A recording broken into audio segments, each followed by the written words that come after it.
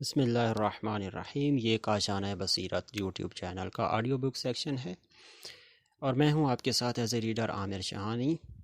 کتاب عصر غیبت امام میں ہماری ذمہ داریاں، پارٹ 5، دوسرا حصہ، یعنی کتاب کا دوسرا حصہ جو مصنف نے کتاب کے 2 حصے کیے ہیں اس میں سے دوسرا حصہ۔ بسم اللہ الرحمن الرحیم، الحمد للہ رب العالمین والصلاة والسلام علی خاتم المرسلین خیر الخلق اجمعین محمد وآلہ المعصومین ولا سیما امام زماننا خاتم الوصیین ولعنت اللہ علی اعدائہم وظالمیہم الی یوم الدین، اما بعد۔ گناہوں اور آرزوؤں کے سمندر میں ڈوبا ہوا یعنی محمد تقی بن عبد الرزاق الموصفی الاصفہانی رضی اللہ عنہما نے مومن بھائیوں سے مخاطب ہے کہ یہ میری کتاب یعنی وظیفۃ الانام فی عصر غیبت الامام، جس کا ترجمہ میں ہم نے نام لکھا ہے زمانہ غیبت، عصر غیبت امام میں ہماری ذمہ داریاں، کا دوسرا حصہ ہے۔ یعنی یہ میری اس کتاب کا دوسرا حصہ ہے جس میں وہ اعمال جمع کیے ہیں جنہیں امام عصر علیہ السلام کے زمانہ غیبت میں مومنین کو پابندی سے بجا لانا چاہیے۔ یہ اعمال جو کہ کل 54 کی تعداد تک پہنچتے ہیں، مکتب امامیہ کی معتبر کتب سے جمع کیے گئے ہیں۔ کتاب کے پہلے حصے میں 25 اعمال ذکر کیے تھے، اب یہاں دوسرے حصے میں باقی اعمال ذکر کرنے کا شرف حاصل کرتے ہیں۔ 26واں عمل، علماء کو چاہیے کہ وہ اپنا علم ظاہر کریں اور مخالفین کی طرف سے کیے گئے شبہات کے جواب میں لا علم لوگوں کی رہنمائی کریں تاکہ وہ گمراہ نہ ہو جائیں، اور اگر وہ حیرت و پریشانی میں مبتلا ہوں تو انہیں اس بات سے نجات دیں۔ یہ کام بطور خاص اس زمانہ میں نہایت اہمیت کا حامل ہے اور علماء پر واجب ہے۔ تفسیر امام حسن عسکری علیہ السلام میں وارد ہوا ہے کہ امام محمد تقی علیہ السلام نے فرمایا، وہ یتیمان آل محمد کو جو اپنے امام سے جدا کر دیے گئے اور اپنی جہالت کی وجہ سے حیرت و سرگردانی میں پڑے ہوئے ہوں، شیاطین کے ہاتھوں میں جکڑے ہوئے اور ہمارے دشمن ناسبیوں کے ہاتھوں قید ہوں، تو جن لوگوں نے ان کی کفالت کی اور انہیں ان مشکلات سے نکالا، انہیں اس حیرت و سرگردانی سے باہر لایا، خدا کی حجتوں اور ائمہ کی دلیل کے ذریعے شیاطین اور ناسبیوں کے وسوسے رد کرتے ہوئے ان کے قہر سے نجات دلائی، تو انہیں اللہ کے ہاں باقی بندوں سے بلند مقام دیا جائے گا۔ ان کی فضیلت آسمان کی زمین پر اور اس کی وسعت کرسی اور حجابات پر فضیلت سے بھی زیادہ ہوگی۔ انہیں ایک عابد پر ایسی فضیلت حاصل ہوگی جس طرح 14ویں کے چاند کو باقی تمام ستاروں پہ فضیلت حاصل ہوتی ہے۔ حوالہ تفسیر امام حسن عسکری علیہ السلام، صفحہ 116۔ امام علی نقی علیہ السلام سے روایت ہے کہ فرمایا، اگر تمہارے قائم کی غیبت کے بعد ایسے علماء باقی نہ رہتے جو ان کی طرف بلانے والے، رہنمائی کرنے والے، اللہ کی حجتوں کے ذریعے ان کے دین کا دفاع کرنے والے، خدا کے کمزور بندوں کو ابلیس کی چالوں اور ناسبیوں کے شکار سے بچانے والے ہیں، تو پھر ہر شخص خدا کے دین سے مرتد ہو جاتا۔ لیکن یہ ایسے لوگ ہیں کہ جو کمزور شیعوں کے دلوں کو ایسے سنبھالے رکھتے ہیں کہ جیسے کشتی والا سواروں کو سنبھالے رکھتا ہے، یہی لوگ اللہ کے ہاں افضل ہیں۔ حوالہ سیم ہے، تفسیر امام حسن عسکری علیہ السلام، صفحہ 116۔ اصول کافی میں معاویہ بن عمار روایت کرتے ہیں کہ میں نے امام جعفر صادق علیہ السلام سے عرض کیا، ایک شخص آپ کی حدیث روایت کرتا ہے اور اسے لوگوں میں پھیلاتا ہے اور اسے لوگوں کے دلوں میں اور آپ کے شیعوں کے دلوں میں پیوست کرتا ہے، جبکہ آپ کے شیعوں میں ایک عبادت گزار ہے کہ جس کے پاس یہ روایت نہیں ہے، تو ان دونوں میں سے کون افضل ہے؟ امام علیہ السلام نے فرمایا، ہماری حدیث روایت کرنا کہ جس سے ہمارے شیعوں کے دل ایمان کو مضبوط کیا جائے 1000 عابد کی عبادت سے افضل ہے۔ الکافی جلد 1 صفحہ 33۔ پس ان احادیث اور ان جیسی دوسری احادیث کی روشنی میں عالم پر واجب ہے کہ اپنی استطاعت کے مطابق اپنا علم ظاہر کرے، بالخصوص اس زمانے میں کہ جس میں بدعتیں پھوٹ رہی ہیں۔ اصول کافی میں رسول خدا صلی اللہ علیہ وآلہ وسلم سے مروی ہے، جب میری امت میں بدعتیں پھوٹنے لگیں تو عالم کو چاہیے کہ اپنا علم ظاہر کرے، اور جو ایسا نہ کرے اس پر اللہ کی لعنت ہے۔ الکافی جلد 1 صفحہ 54۔ کتاب الفتن میں بحار الانوار سے نقل کرتے ہیں، نقل کرتے ہوئے رسول خدا صلی اللہ علیہ وآلہ وسلم سے مروی ہے کہ آپ نے امیر المومنین علیہ السلام سے فرمایا، اے علی، اگر خدا تیرے ذریعے کسی ایک آدمی کی ہدایت کر دے تو یہ تیرے لیے ہر اس چیز سے بہتر ہے کہ جس پر سورج کی روشنی پڑتی ہے۔ بحار الانوار جلد 8۔ 27واں عمل، ہر شخص کو چاہیے کہ اپنی استطاعت کے مطابق امام عصر علیہ السلام کے حقوق ادا کرے اور اس میں کسی قسم کی کوتاہی نہ کرے۔ بحار الانوار میں مروی ہے کہ امام جعفر صادق علیہ السلام سے پوچھا گیا، کیا قائم کی ولادت ہو چکی ہے؟ فرمایا، نہیں، اگر میں انہیں پاتا تو ساری زندگی ان کی خدمت کرتا رہتا۔ بحار الانوار جلد 51 صفحہ 148 حدیث نمبر 22۔ یہاں پر مصنف فرماتے ہیں کہ اے مومنو، ذرا سوچئے، امام جعفر صادق علیہ السلام کتنی زیادہ ان کی قدر و منزلت بیان فرما رہے ہیں۔ بس اگر امام کے خادم نہیں بن سکتے تو کم از کم اپنے گناہوں کے ذریعے دن رات انہیں غمگین تو نہ کیجیے۔ اگر آپ شہد نہیں دے سکتے تو زہر بھی تو نہ دیجیے۔ 28واں عمل، دعا کرنے والے کو چاہیے کہ اپنے لیے دعا کرنے سے پہلے اللہ سے امام کے ظہور میں تعجیل کے لیے دعا کرے اور پھر اپنے لیے دعا کرے۔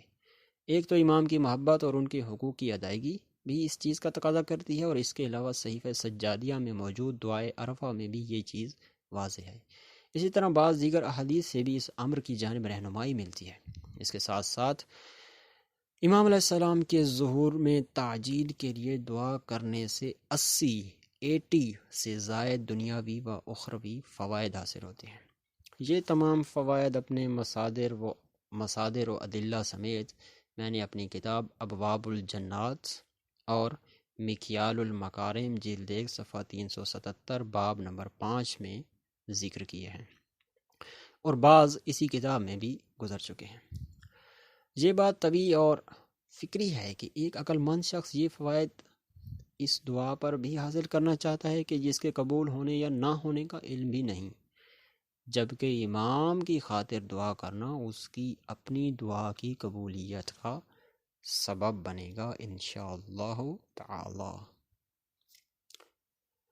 جیسا کہ آداب دعا میں دعا سے پہلے محمد و آل محمد علیہم السلام پر صلوات بھیجنے کی فضیلت بیان کی گئی ہے کہ یہ اپنے بعد والی دعا کی قبولیت کا سبب ہے۔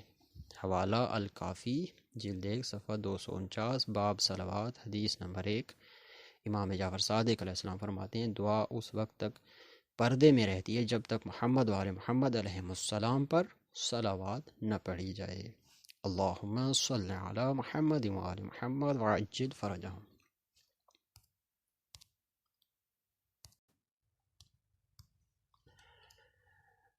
29واں عمل، امام کے لیے محبت و دوستی کا اظہار کرنا۔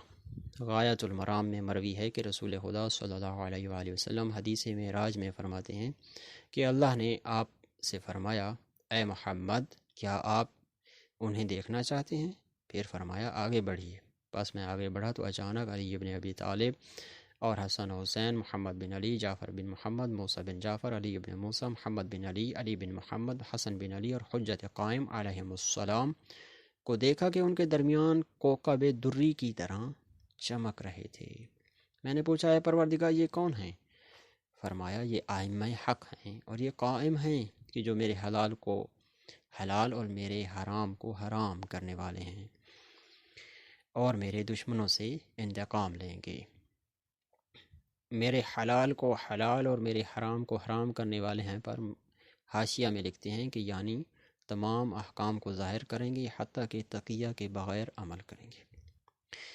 پھر حدیث کنٹینیو ہے کہ اے محمد صلی اللہ علیہ وآلہ وسلم، ان سے محبت کیجیے، بے شک میں بھی ان سے محبت کرتا ہوں، اور جو ان سے محبت کرے اس سے بھی محبت کرتا ہوں۔ حوالہ غایۃ المرام صفحہ 189 حدیث 105 صفحہ 256 حدیث 24۔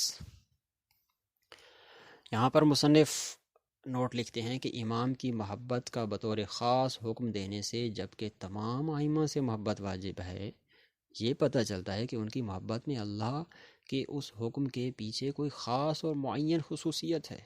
اور ان کے وجود مبارک میں ایسی صفات ہیں جو اس تخصیص کا تقاضا کرتی ہیں۔ 30واں عمل، امام علیہ السلام کے انصار اور ان کے خادموں کے لیے دعا کرنا، جیسا کہ یونس بن عبد الرحمن کی دعا میں آیا ہے جو پہلے گزر چکی ہے، حوالہ جمال الاسبو صفحہ 313۔ 31واں عمل، امام علیہ السلام کے دشمنوں پر لعنت کرنا، جیسا کہ بہت سی روایات سے یہی ظاہر ہوتا ہے اور امام علیہ السلام سے وارد ہونے والی دعا میں بھی یہی ظاہر ہوتا ہے، حوالہ الاحتجاج تبرسی جلد 2 صفحہ 316۔ 32واں عمل، اللہ سے توسل کرنا تاکہ وہ ہمیں امام علیہ السلام کے انصار میں سے قرار دے، جیسا کہ دعائے عہد وغیرہ میں وارد ہوا ہے۔ 33واں عمل، امام کے لیے دعا کرتے وقت آواز بلند کرنا، امام علیہ السلام کے لیے دعا کرتے وقت آواز بلند کرے، بالخصوص عام محافل و مجالس میں۔ اس میں ایک تو شاعر اللہ کی تعظیم ہے، اور اس کے ساتھ امام جعفر صادق علیہ السلام سے مروی دعائے ندبہ کے بعض فقرات سے اس کا مستحب ہونا ظاہر ہوتا ہے کہ دعائے ندبہ حاشیے میں لکھتے ہیں کہ عبارت یہ ہے: دعا و استغاثہ کے وقت آواز بلند کرو۔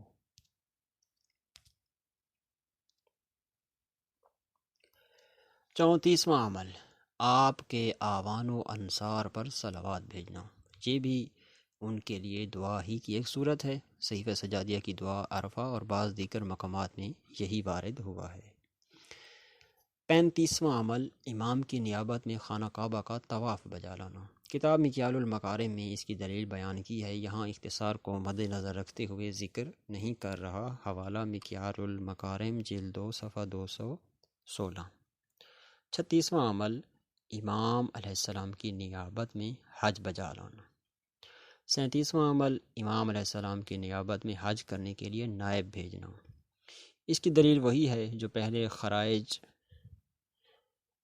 کتاب الخرائج والجراح صفحہ 73 میں حدیث مروی ہے۔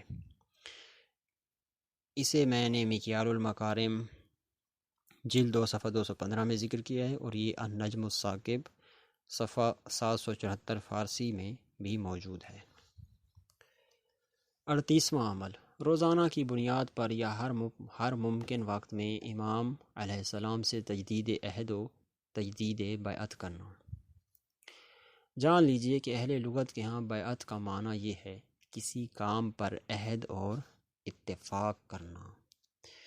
امام کے ساتھ عہد اور بیعت کا معنی یہ ہے کہ مومن اپنی زبان سے اقرار کرے اور دل سے پختہ عزم کرے کہ وہ امام کی مکمل اطاعت کرے گا، اور وہ جب بھی ظہور فرمائیں گے ان کی نصرت و مدد کرے گا۔ دعائے عہد صغیر جو پیچھے گزر چکی ہے، غالباً ہماری ریکارڈنگ کے مطابق پارٹ 3 میں، اور دعائے عہد کبیر جو آگے آئے گی، ان دونوں میں بیعت کا یہی معنی ظاہر ہوتا ہے۔ یہاں تک اس بات کا تعلق ہے کہ کسی شخص کے ہاتھ پر ہاتھ رکھنا اس عنوان سے کہ یہ امام کی بیعت ہے، تو یہ ایک گمراہ کن بدعت ہے، کیونکہ یہ طریقہ قرآن اور روایات معصومین علیہم السلام میں سے کسی میں بھی بیان نہیں ہوا ہے۔ ہاں، اہل عرب میں یہ بات مشہور تھی کہ ایک شخص اپنا ہاتھ دوسرے کے ہاتھ پر رکھ کر اس کے ساتھ واضح صورت میں عہد و بیعت کا اظہار کرتا تھا۔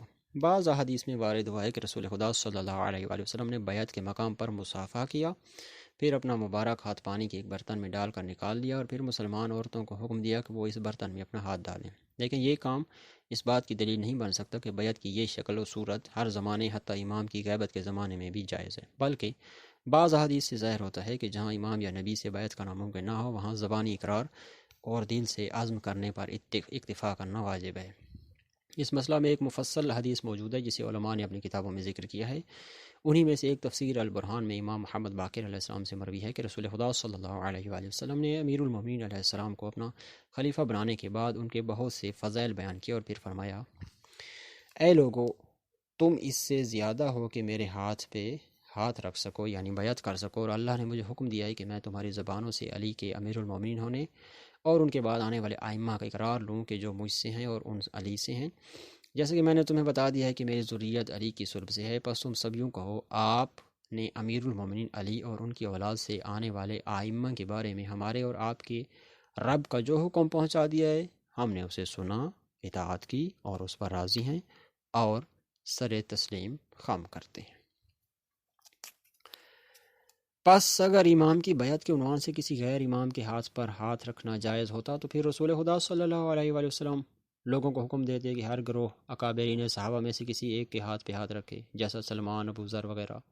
پس جب ایسا نہیں ہوا تو یہ عمل خود نبی و امام کے زمانہ ظہور کے علاوہ صحیح نہیں ہے، جہاد کی طرح کہ جو امام کے زمانہ ظہور کے ساتھ مختص ہے۔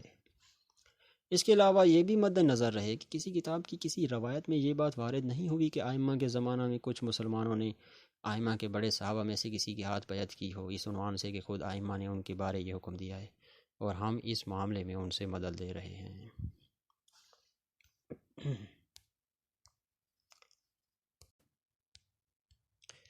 39واں عمل۔ بعض فقہا مثلا محدث شیخ حر عاملی نے وسائل الشیعہ میں لکھا ہے کہ امام مہدی عجل اللہ فرجہ الشریف کی نیابت میں ائمہ معصومین کی قبور کی زیارت کرنا مستحب ہے۔ وسائل الشیعہ جلد 10 صفحہ 464 حدیث 1۔ 40واں عمل۔ اصول کافی میں مفضل سے روایت ہے کہ وہ کہتے ہیں کہ میں نے امام جعفر صادق علیہ السلام سے سنا کہ وہ فرما رہے تھے، اس صاحب امر کی 2 غیبتیں ہیں، ان میں سے ایک اپنے اہل کی طرف پلٹ جائے گی اور دوسری کے بارے میں کہا جائے گا کہ وہ ہلاک ہو گئے یا کس وادی میں چلے گئے۔ میں نے عرض کیا جب ایسا ہو تو ہم کیا کریں؟ فرمایا جب کوئی مدعی اس بات کا دعویٰ کرے تو اس سے ایسے سوال کرو کہ جس کا جواب ان جیسی شخصیت دے سکتی ہو۔ الکافی جلد 1 صفحہ 340۔ مصنف یہاں فرماتے ہیں کہ یعنی ہم اس سے ایسے امور کے بارے میں سوال کریں کہ جن پر لوگوں کا علم نہیں پہنچ سکتا، مثلا ماں کے رحم میں جنین کے بارے میں کہ مذکر ہے یا مؤنث، اور کس وقت ولادت ہوگی، اور ان چیزوں کے بارے میں کہ جنہیں آپ اپنے دلوں میں چھپائے رکھتے ہیں کہ جنہیں صرف اللہ جانتا ہے، اور حیوانات و جمادات کے ساتھ کلام کرنا، ان کا گواہی دینا کہ یہ سچا ہے اور اس امر میں برحق ہے، جیسا کہ ایسی چیزیں ائمہ سے کئی بار صادر ہوئیں اور کتابوں میں تفصیل سے مذکور ہیں۔ 41واں عمل۔ غیبت کبریٰ کے دوران جو شخص امام کی نیابت خاصہ کا دعویٰ کرے اسے جھٹلانا۔ یہی بات کمال الدین اور احتجاج طبرسی میں امام علیہ السلام کی توقیع شریف میں بھی مذکور ہے۔ 42واں عمل۔ امام عجل اللہ فرجہ الشریف کے ظہور کا وقت معین نہ کرنا۔ جو شخص ایسا کرے اسے جھٹلانا اور اسے کذاب یعنی جھوٹا کا نام دینا۔ امام جعفر صادق علیہ السلام کی صحیح حدیث میں ہے کہ آپ نے محمد بن مسلم سے فرمایا، لوگوں میں سے جو شخص تمہارے سامنے کسی چیز کا وقت معین کرے تو اس کو جھٹلانے سے مت گھبراؤ، کیونکہ ہم کسی کے لیے وقت معین نہیں کرتے۔ حوالہ الغیبۃ الطوسی صفحہ 262، اور انہوں نے بحار الانوار جلد 52 صفحہ 104 حدیث نمبر 8 سے یہ روایت لی ہے۔ ایک اور حدیث میں فضیل سے روایت ہے کہ انہوں نے فرمایا، میں نے امام محمد باقر علیہ السلام سے عرض کیا، کیا اس امر یعنی ظہور مہدی کا کوئی وقت معین ہے؟ تو امام علیہ السلام نے 3 مرتبہ فرمایا، کذب الوقاتون، وقت معین کرنے والے جھوٹے ہیں، وقت معین کرنے والے جھوٹے ہیں، وقت معین کرنے والے جھوٹے ہیں۔ حوالہ الغیبۃ الطوسی صفحہ 262۔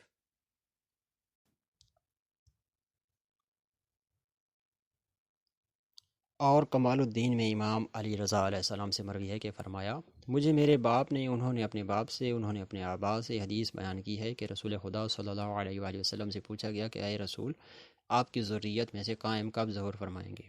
تو فرمایا، ان کی مثال اس گھڑی کی سی ہے جس کے بارے میں اللہ نے فرمایا، لا یجلیہا لوقتہا الا ہوا ثقلت فی السماوات والارض ولا تأتیکم الا بغتۃ، وہی اس کو بر وقت ظاہر کر دے گا، یہ قیامت زمین و آسمان دونوں کے لیے گراں ہے اور تمہارے پاس اچانک آنے والی ہے۔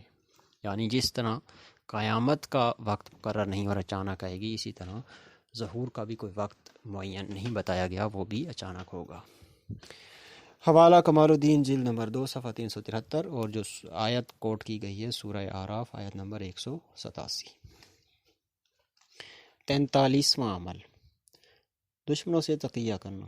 واجب تقیہ یہ ہے کہ جب بندہ مومن کو جب بندہ مومن کو عقلاً اپنی جان یا اپنے مال یا اپنی عزت پر کسی ضرر اور نقصان کا خوف ہو تو وہ حق کو ظاہر کرنے سے خود کو روک لے، بلکہ اگر اپنی جان، مال یا عزت کی حفاظت کے لیے اپنی زبان سے مخالفوں کی موافقت بھی کرنی پڑے تو یہ بھی کر دینی چاہیے، لیکن ضروری ہے کہ اس کا دل اس کی زبانی بات کے مخالف ہو۔ کمال الدین میں امام علی رضا علیہ السلام سے مروی ہے کہ فرمایا، جس کے پاس پرہیزگاری نہیں اس کا دین نہیں، اور جس کے پاس تقیہ نہیں اس کا ایمان نہیں۔ تم میں سے اللہ کے نزدیک سب سے زیادہ صاحب عزت وہ ہے جو سب سے زیادہ تقیہ پر عمل پیرا ہو۔ پوچھا گیا، اے فرزند رسول، کس وقت تک تقیہ کریں؟ فرمایا، وقت معلوم کے دن تک، اور یہ وہ دن ہے کہ جس میں ہم اہل بیت علیہ السلام کے قائم ظہور فرمائیں گے، پس جس نے ظہور قائم سے پہلے تقیہ ترک کر دیا تو وہ ہم میں سے نہیں۔ کتاب کمال الدین جلد 2 صفحہ 371۔ تقیہ کے وجوب پر بہت ساری روایات موجود ہیں، اور جو میں نے تقیہ کا معنی پیش کیا یہ وہی معنی ہے جو کتاب الاحتجاج تبرسی کے اسی باب میں امیر المومنین علیہ السلام کی حدیث میں مذکور ہے۔ امام نے اس حدیث میں تقیہ پر تاکید کرتے ہوئے فرمایا کہ تقیہ ترک کرنے میں تمہاری ذلت ہے اور تمہارے اور مومنین کے خون بہے جانے کا سبب ہے۔ حوالے میں لکھتے ہیں کہ امیر المومنین علیہ السلام کی ایک طویل حدیث ہے کہ جس سے ہم نے اپنی ضرورت کا مطلب لیا ہے، یعنی جو ابھی بیان کی ہے حدیث۔ امام نے فرمایا، بچو اس وقت سے کہ تم تقیہ ترک کر دو کہ جس کا میں نے تمہیں حکم دیا تھا کہ اس سے تمہارا اور تمہارے بھائیوں کا خون بہے گا۔ حوالہ الاحتجاج تبرسی جلد 1 صفحہ 355۔ خصال میں شیخ صدوق نے سند صحیح کے ذریعے امام محمد باقر علیہ السلام سے روایت کی ہے کہ امیر المومنین علیہ السلام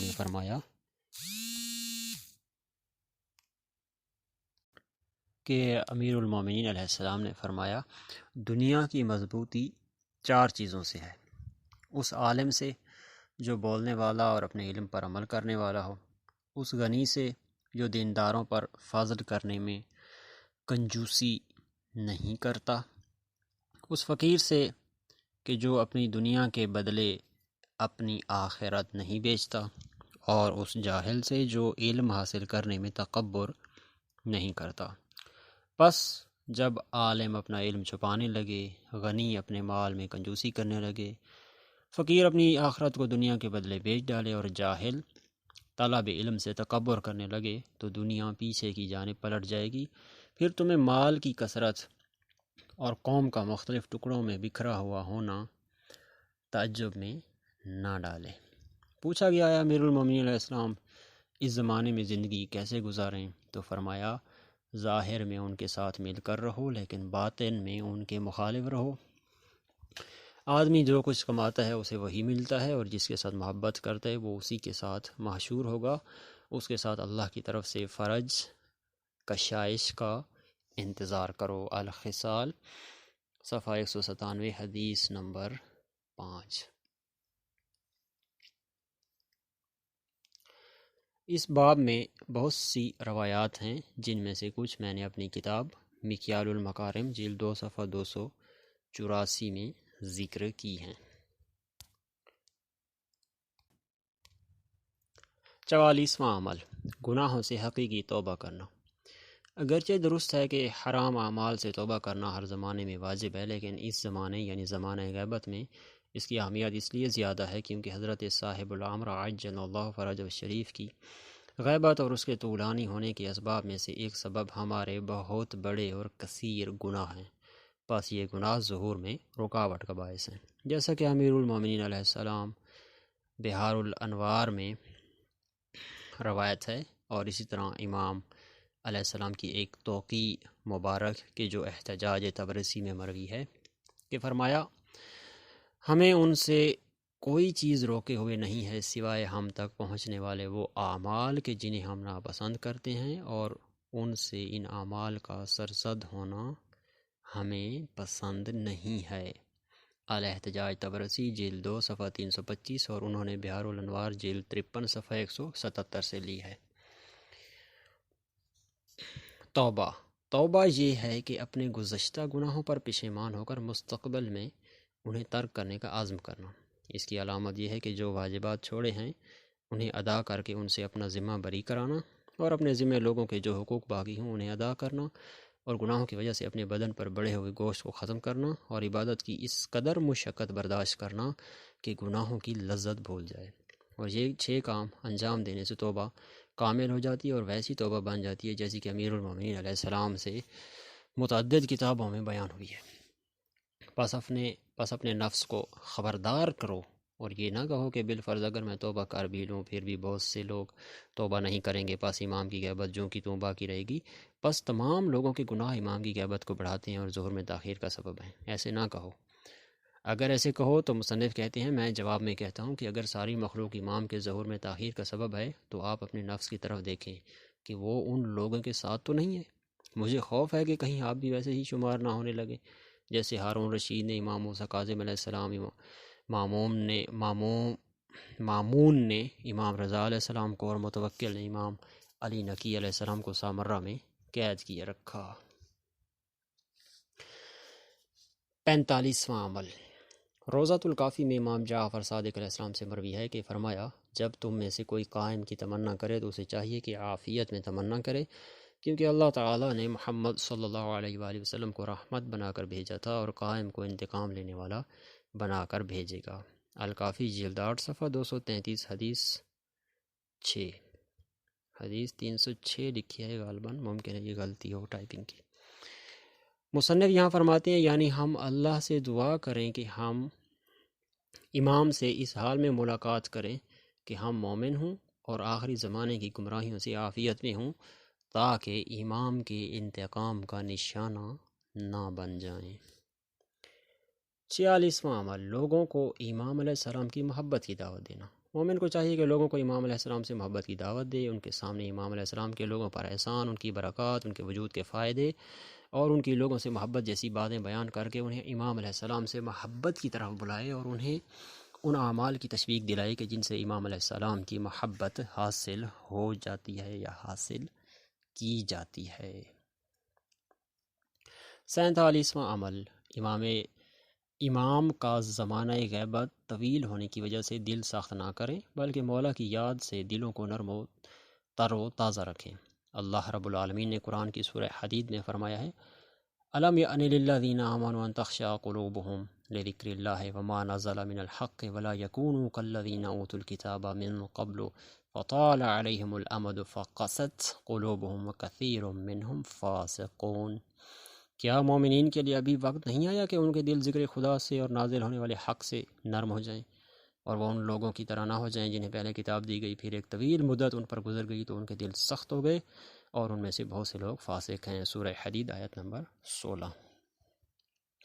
اور برہان میں امام جعفر صادق علیہ السلام سے روایت ہے، برہان جلد 4 صفحہ 291 حدیث 1 کہ امام نے فرمایا یہ آیت یعنی وَلَا يَكُونُوا كَالَّذِينَ أُوتُوا الْكِتَابَ مِن قَبْلُ فَطَالَ عَلَيْهِمُ الْأَمَدُ فَقَسَتْ قُلُوبُهُمْ وَكَثِيرٌ مِّنْهُمْ فَاسِقُونَ۔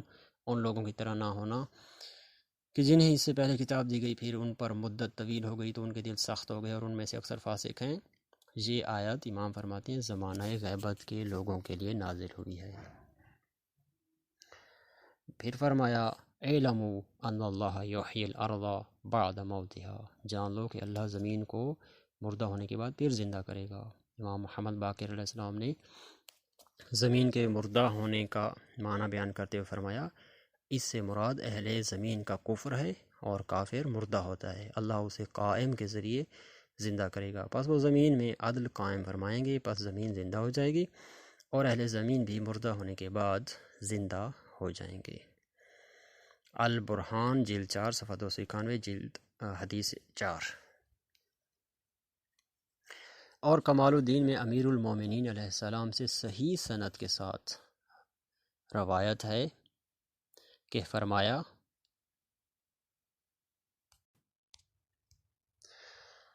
ہمارے قائم کے لیے ایسی غیبت ہے کہ جس کی مدت طویل ہے، گویا میں دیکھ رہا ہوں شیعہ ان کی غیبت میں ریوڑ کی طرح سرگرداں ہیں، وہ چراگاہ کی تلاش میں ہیں مگر وہ اسے نہیں پاتے، مگر جو اپنے دین پر ثابت قدم رہ جائیں اور امام کی غیبت سے دل تنگ نہ ہوں تو ایسے لوگ قیامت کے دن میرے ساتھ میرے ہم درجہ ہوں گے۔ کمال الدین جلد 1 صفحہ 303 حدیث 14۔ مصنف فرماتے ہیں کہ اے صاحب الزمان کے منتظر مومنین، اس عظیم بشارت پر تمہارے دل مسرور اور تمہاری آنکھیں ٹھنڈی ہونی چاہیے، کیونکہ یہ تمام بشارتوں میں سب سے عظیم بشارت ہے، اور کوشش کرو کہ تمہارے دل نرم رہیں اور امام زمانہ کی غیبت کے زمانہ میں تنگ دل نہ ہوں۔ اگر آپ یہ اعتراض کریں کہ دل کی نرمی اور سختی تو ہمارے اختیار میں نہیں، تو میں بھی یہ بات تسلیم کرتا ہوں، لیکن اس کے مقدمات اور اسباب تو آپ کے اختیار میں ہیں۔ یعنی آپ ایسے اعمال بجا لا سکتے ہیں کہ جن سے آپ کے دل صاف ہو جائیں، اور ایسے اعمال بھی کر سکتے ہیں جن سے آپ کے دل سخت ہو جائیں۔ بس اگر آپ دل کی سختی سے ڈرتے ہیں تو وہ اعمال ترک کر دیں جو قساوت قلبی کا باعث بنتے ہیں، اور وہ اعمال پابندی سے انجام دیں جو دلوں کو صاف اور نرم کریں، جیسا کہ صاحب مجمع البیان نے مذکورہ آیت کی تفسیر میں فرمایا، پس ان کے دل سخت ہو گئے اور ان کا خشوع زائل ہو گیا اور وہ گناہوں کے عادی بن گئے۔ مجمع البیان جلد 9 صفحہ 238۔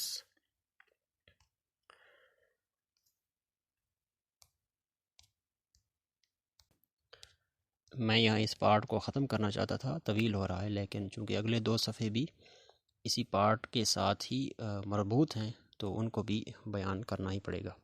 امام محمد باقر علیہ السلام سے مروی ہے کہ فرمایا، اللہ تعالیٰ گناہ پر اتنا عذاب نہیں دے گا جتنی سزا قساوت قلبی پر دے گا۔ تحف العقول صفحہ 296۔ یہاں پر میں اپنی اور اپنے بھائیوں کی نصیحت کے لیے چند امور ذکر کروں گا کہ جنہیں میں نے کتب حدیث میں دیکھا ہے اور اللہ ہی سے توفیق کا طالب ہوں۔ وہ امور کے جن سے دل نرم اور رقیق بن جاتا ہے۔ نمبر 1، حضرت بقیت اللہ عجل اللہ فرجہ شریف کے ذکر اور ان کی صفات، ان کے فضائل و خصائل پر مشتمل مجالس میں حاضر ہونا، اور اہل بیت کی واعظ و نصیحت پر مشتمل مجالس میں شرکت، قرآن کی مجالس میں شرکت کرنا بشرط کہ آیات قرآنی کے معانی میں غور کیا جائے۔ نمبر 2، زیارت قبور۔ نمبر 3، موت کو کثرت سے یاد کرنا۔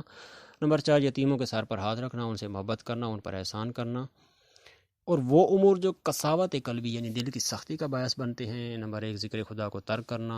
2، حرام کھانا کھانا۔ 3، اہل دنیا کے ساتھ اٹھنا بیٹھنا اور ان سے کثرت سے ملاقات کرنا۔ 4، پیٹ بھر کر کھانا۔ 5، بہت زیادہ ہنسنا۔ 6، کھانے پینے کے بارے میں بہت سوچنا۔ 7، ان چیزوں کے بارے میں بہت زیادہ گفتگو کرنا جو آخرت میں کوئی فائدہ نہیں رکھتی۔ 8، لمبی امیدیں رکھنا۔ 9، اول وقت میں نماز ادا نہ کرنا۔ 10، فاسقوں اور معصیت کاروں کے ساتھ بیٹھنا اور میل جول رکھنا۔ 11، ایسی باتیں غور سے سننا کہ جو آخرت میں کسی کام کی نہیں۔ 12، لہو و لعب کی خاطر شکار پہ جانا۔